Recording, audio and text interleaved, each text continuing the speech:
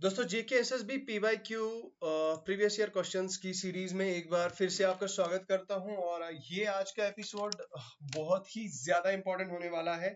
अगर आप जेकेएसएसबी के किसी भी एग्जाम में अपियर करने जा रहे हैं, विज आपका सुपरवाइजर है या अपकमिंग कांस्टेबल है या सब इंस्पेक्टर है, जितनी भी वैकेंसीज हैं, चाहे हम बात करें फॉरेस्टर की, तो हर किसी पेपर में जेकेएसएसबी का ये एक फेवरेट टॉपिक रहता है। इसमें से जेकेएसएसबी एग्जाम मतलब क्वेश्चन पूछती है। तो एक बार फिर से आपका स्वागत करता हूं एक नए एपिसोड में। और इस एपिसोड में आज हम करने जा रहे हैं स्टेटमेंट कंक्लूजन। और स्टेटमेंट कंक्लूजन्स में आपको बहुत सारी ऐसी चीजें आपको जानने को मिलेंगी। अब देखिए, अगर आप इस चैनल पे पहली बार आए हैं तो मेक श्योर करें कि आप इस चैनल को सब्सक्राइब करें।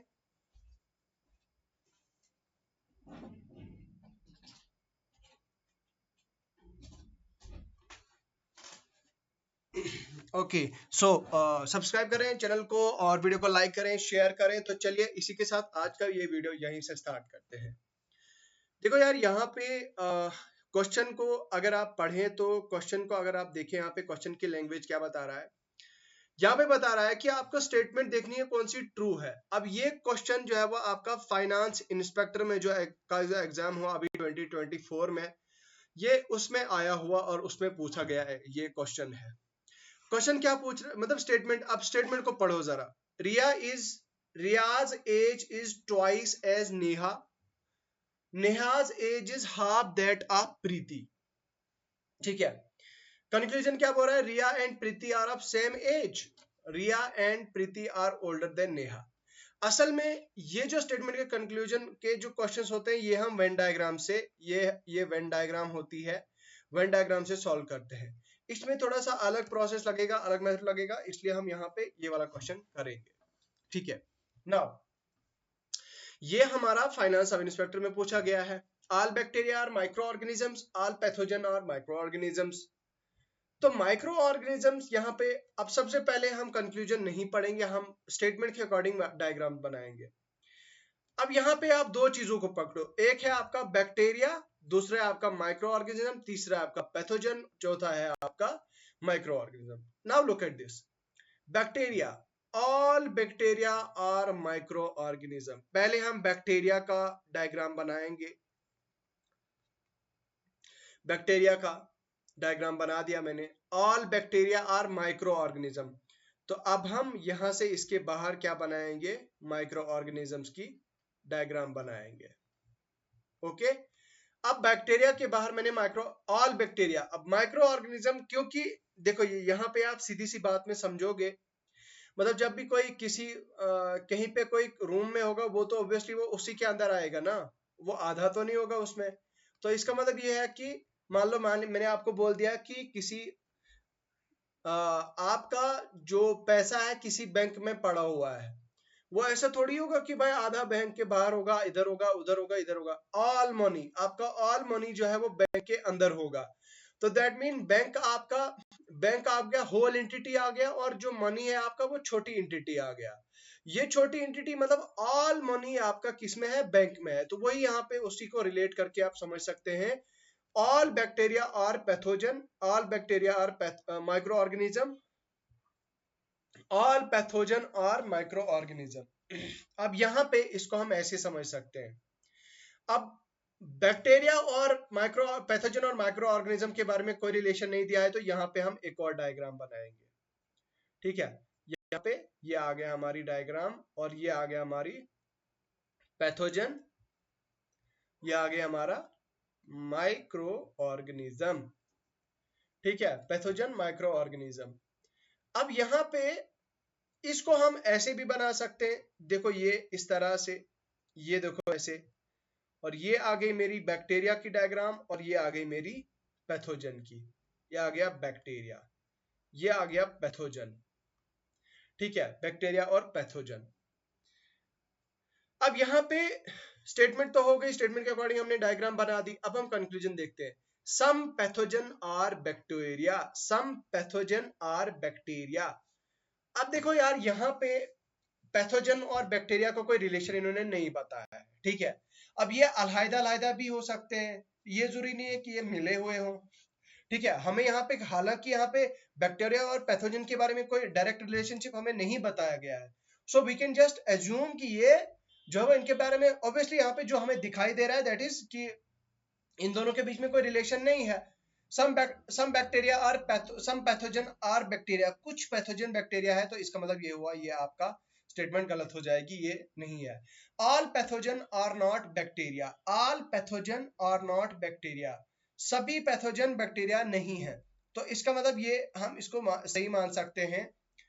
क्यों? क्योंकि इन दोनों के बीच में डायरेक्ट रिलेशनशिप तो नहीं बताया गया है। हाँ, अब माइक्रो ऑर्गेनिज्म है, माइक्रो ऑर्गेनिज्म के अंदर ये आपका बैक्टीरिया और पैथोजन है, लेकिन बैक्टीरिया पैथोजन अलग अलग एंटिटी है, तो इसलिए हम इनको क्या ट्रीट कर सकते हैं कि all pathogen are not bacteria, सभी पैथोजन बैक्टीरिया नहीं है और सभी बैक्टीरिया पैथोजन नहीं है, इसलिए दूसरा स्टेटमेंट यहाँ पे ट्रू हो जाता है, तो ओनली टू जो है वो यहाँ पे हमारी ट्रू हो जाती है। ओके, उसके बाद है नेक्स्ट क्वेश्चन, आपका स्टॉक असिस्टेंट 2024 में पूछा गया था। जेकेएसएसबी का मैंने आपको बताया कि बहुत ही फेवरेट टॉपिक ये रहता है।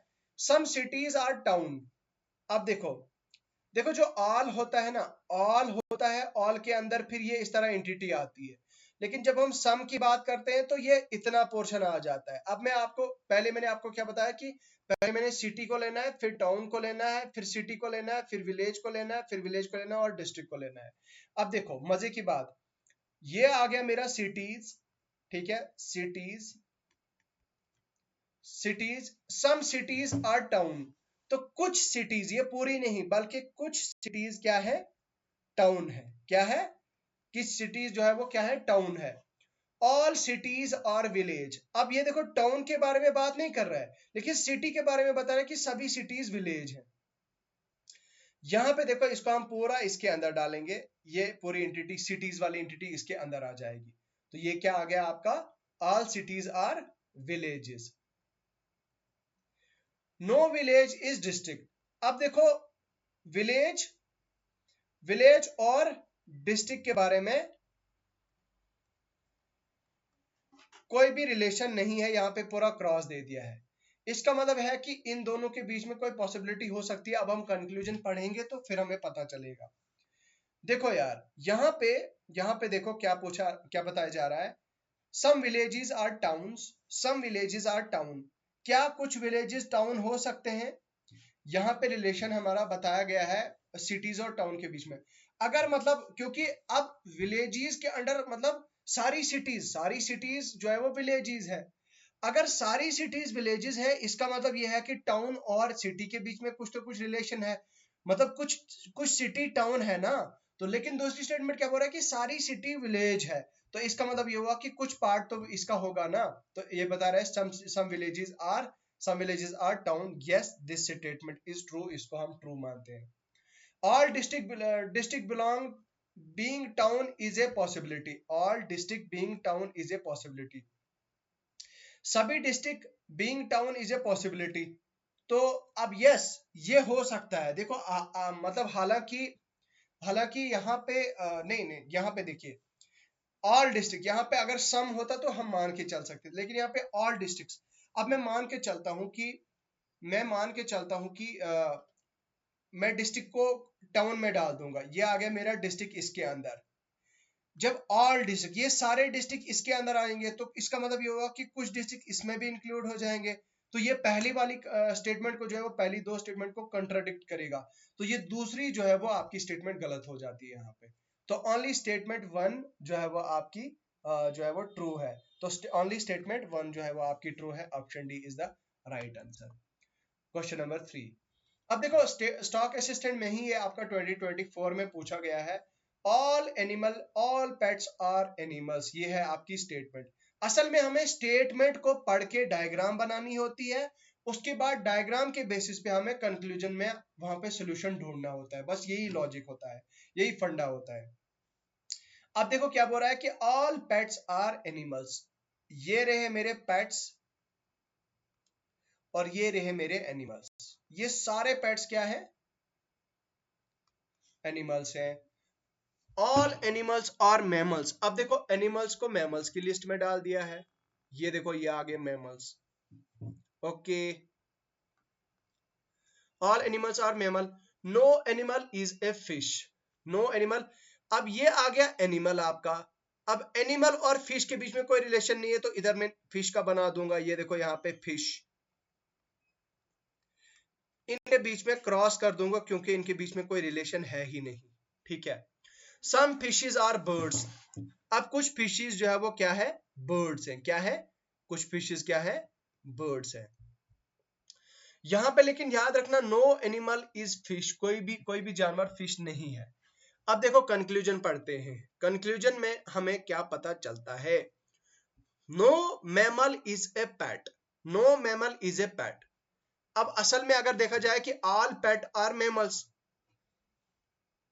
लेकिन कुछ मैमल्स तो ऑब्वियसली पेट होंगे, वो तो इसके अंदर आ रहा है ना। ये एक छोटी इंटिटी है लेकिन ये बड़ी इंटिटी है, बड़ी इंटिटी के अंदर छोटी इंटिटी आ रही है। नो मैमल इज ए पेट, कोई भी मैमल यहाँ पे पेट नहीं है, कोई भी मैमल यहाँ पे पेट नहीं है, थोड़ा इसको समझो।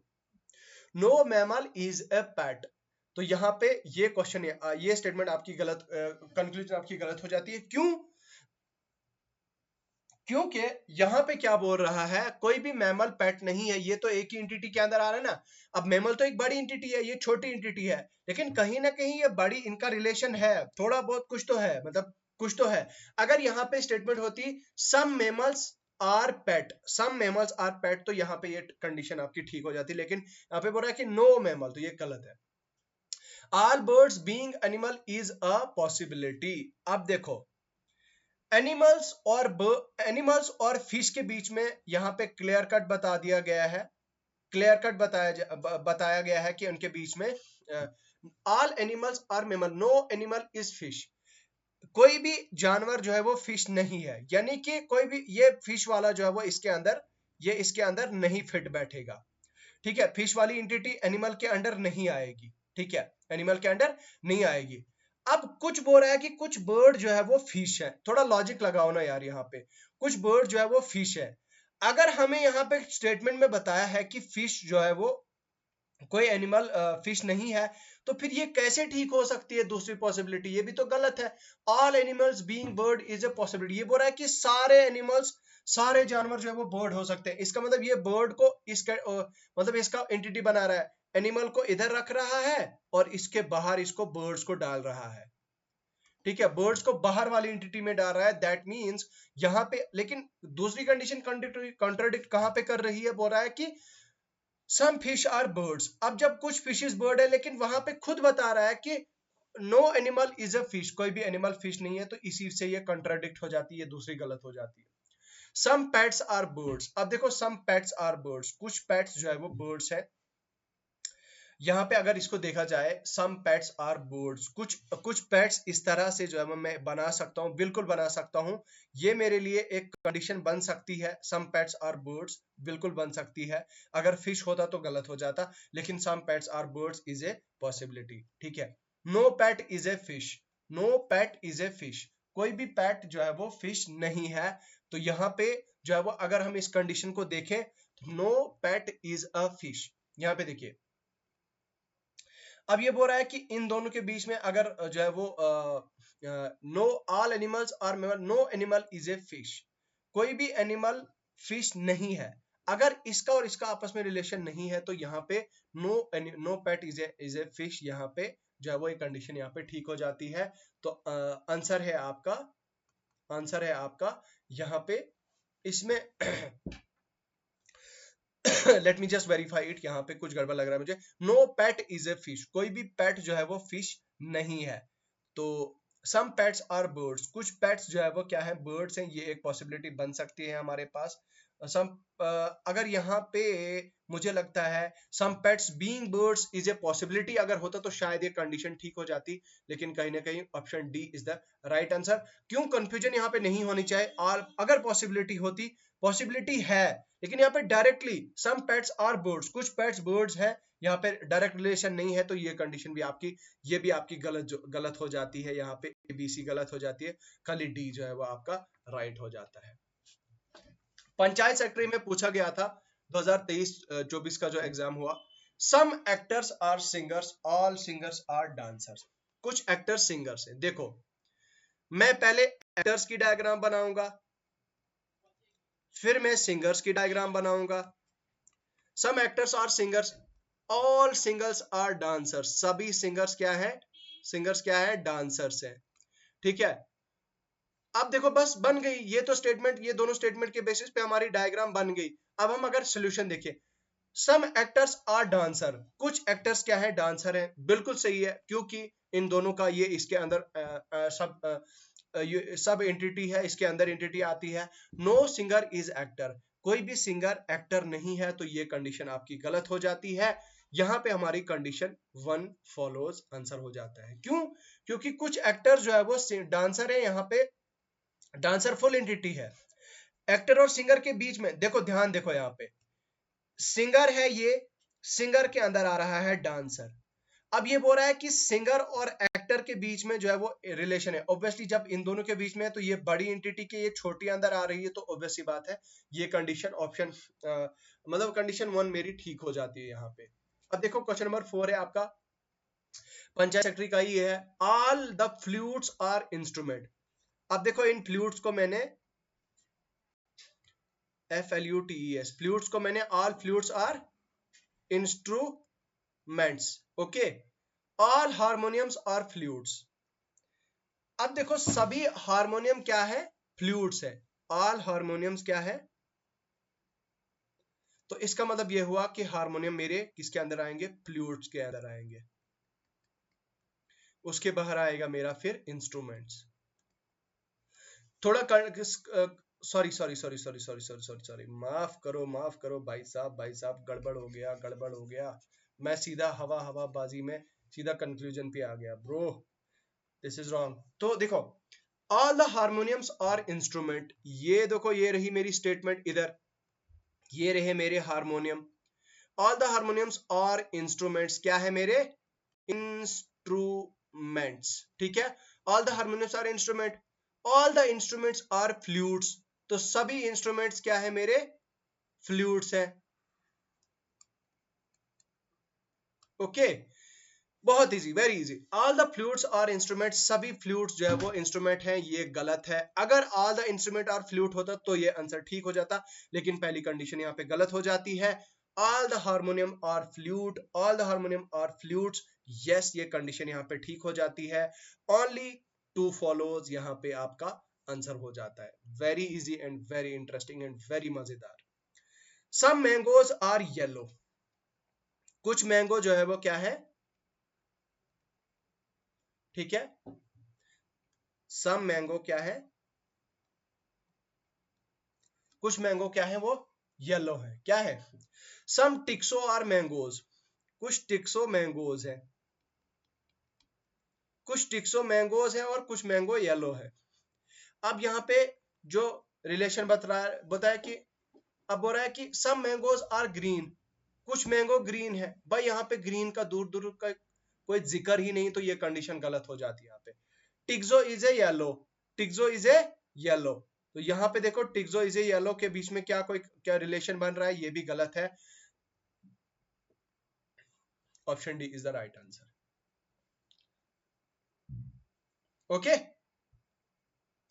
इन दोनों के बीच में कोई भी रिलेशन नहीं बन रहा है, इसलिए option D is the right answer. सीधा सीधा भाई, छोटे बच्चे को भी ये निकल जाएगा, छोटे बच्चे से भी ये निकल जाएगा। अब देखो यहाँ पे ये है question number, government has spoiled, ये भी panchayat spoiled many top ranking financial institutions by appointing bureaucrats as director of their institutions. मतलब ये बता रहा है कि गवर्नमेंट ने, यहाँ पे इसकी डायग्राम नहीं बनेगी, गवर्नमेंट ने क्या काम किया है, गवर्नमेंट ने स्पॉइल किया है top ranking financial institution by directing bureaucrats as their, मतलब डायरेक्टर्स, ब्यूरोक्रेट्स को एज डायरेक्टर्स अपॉइंट करके उनको तबाह कर दिया है।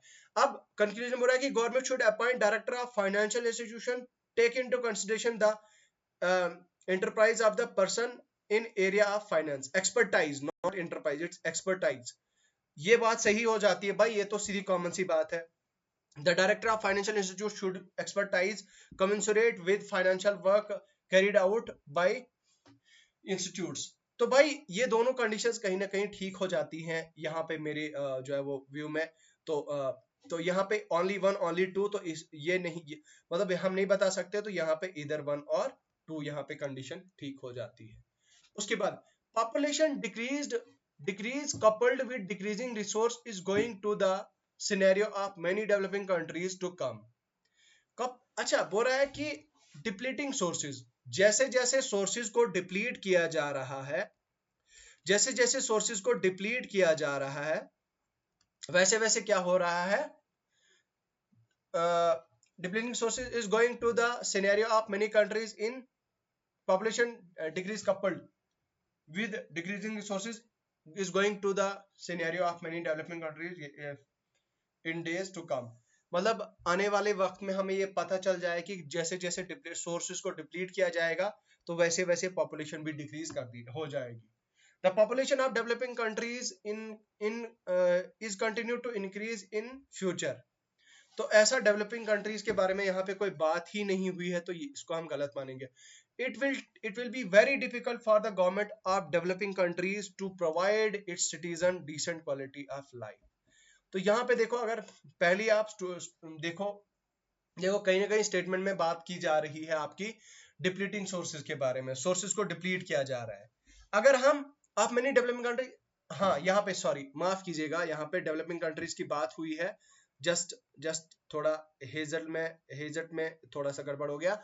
तो बात की जा रही है, बोलता है कि मसला ये है कि scenario of many developing in days to come, असल में जो सोर्सेज है उनको डिप्लीट किया जा रहा है डेवलपिंग कंट्रीज में, और उसकी वजह से जो है वो पॉपुलेशन में डिक्रीज हो सकता है, ठीक है, क्योंकि लैक ऑफ रिसोर्सेज। अब डिप्लीटिंग रिसोर्सेज को डिप्लीट करके population of is countries to increase in future, तो पॉपुलेशन जो है वो यहाँ पे कहीं ना कहीं गलत हो जाती है, क्योंकि ऐसा नहीं है कि इंक्रीज के बारे में कोई भी ऐसी बात नहीं हुई कि बढ़ जाएगी डेवलपिंग कंट्रीज की पॉपुलेशन। उसके बाद it will be very difficult for the government of developing countries to provide its citizen decent quality of life. तो ये गवर्नमेंट को डेवलपिंग कंट्री की गवर्नमेंट को मुश्किल हो जाएगा to provide citizen decent quality of life, अपने सिटीजन को decent quality of life provide करना बहुत ही मुश्किल हो जाएगा। तो कहीं मुझे जो है वो यहाँ पे लग रहा है कि इट विल बी शायद ये ठीक हो सकता है।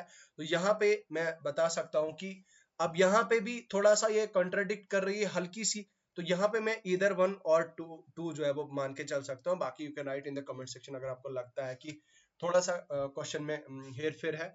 तो primary school is going, question number 8, primary school going children in urban area have now become vivid as well as more regular viewer of TV। ठीक है, असल में बोल रहा है कि जो प्राइमरी स्कूल गोइंग चिल्ड्रन है ना, वो अर्बन एरियाज में वो रेगुलर व्यूअर ऑफ टीवी बन रहे हैं, ठीक है। Even in households without TV as a result there has been an alarming decline in the reading newspaper. अब कहीं ना कहीं बात किसकी की जा रही है, न्यूज़पेपर की बात की जा रही है। न्यूज़पेपर को मतलब डिक्लाइन, रीडरशिप, उसकी रीडरशिप की डिक्लाइन के बारे में बात की जा रही है। अर्बन एरिया में बोल रहा है कि टीवी की वजह से हो रहा है, रूरल हाउसहोल्ड में भी बोल रहा है जहां पे टीवी नहीं है वहां पे भी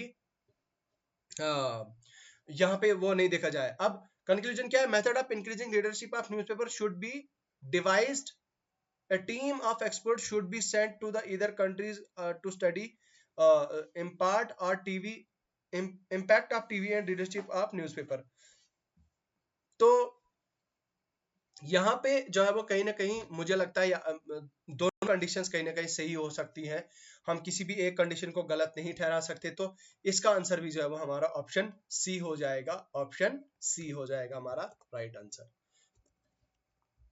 तो ये रहा हमारा जो है स्टेटमेंट कंक्लूजन के बारे में। उम्मीद करता हूं आपने एंजॉय किया होगा। लास्ट वाला क्वेश्चन जो हमने स्टार्टिंग में छोड़ा था इसको भी हम करते हैं। रिया की एज जो है वो, रिया की एज कितनी है, रिया ये आ गई नेहा। बोल रहा है कि if Riya age is twice as Neha, तो नेहा की मैं मान के चलता हूं x और रिया की मैं मान के चलता हूं। अब रिया की एज क्या बोल रहा है, ट्वाइस ऑफ x नेहा है, तो ये आ गया 2x, ठीक है, ये आ गया 2x। If Neha's age is half that of of प्रीति, तो प्रीति की Neha's age is half that of प्रीति। तो चलो मैं प्रीति को जो है वो प्रीति प्रीति की क्या मैं इज हाफ दैट ऑफ प्रीति। तो नेहा की एज क्या है, x/2 है, ये आ गया x, तो ये आ गया मेरा ट्वाइस x/2। ठीक है, अब यहां पे ये कंक्लूजन ये कैंसिल हो जाता है, तो ये x बचा मेरा, ये आधा और ये x। अब ये देखो बोल रहा है कि Riya and Preeti are of same age, Riya और प्रीति सेम एज की हैं डेफिनेटली, क्योंकि इनकी एज जो है वो यहाँ पे वो कर रही है, तो ये स्टेटमेंट आपकी ठीक हो जाती है। Riya and Preeti are older than Neha, Riya और प्रीति ऑब्वियसली ये इससे बड़ी है क्योंकि इसकी एज हाफ है, इसलिए स्टेटमेंट बोथ जो है वो आपकी ठीक हो जाती है, तो this is the correct answer. तो बस यहीं तक था दोस्तों आज का ये स्टेटमेंट कंक्लूजन। उम्मीद करता हूँ आप एंजॉय कर रहे होंगे। इसी तरह से इस वीडियो को लाइक करें, शेयर करें, हमारे टेलीग्राम चैनल को ज्वाइन करें। Telegram channel the exam counsellor का लिंक आपको वीडियो के डिस्क्रिप्शन में मिल जाएगा। इसी के साथ हमारी मोबाइल एप्लीकेशन को भी आप द एग्जाम काउंसलर को आप ज्वाइन कर सकते हैं। Join the exam counsellor app को डाउनलोड करें, ठीक है, डाउनलोड करें आप प्ले स्टोर से, प्ले स्टोर पे हमारी ऐप का लिंक मिल जाएगा। बाकी उम्मीद करता हूँ दोस्तों आपने एंजॉय किया होगा। इस वीडियो को लाइक करें, शेयर करें, बहुत बहुत शुक्रिया। मिलते हैं नए वीडियो के साथ ब्लड रिलेशन पे या दूसरे टॉपिक के साथ, तब तक के लिए बने रहें। खुदा हाफिज।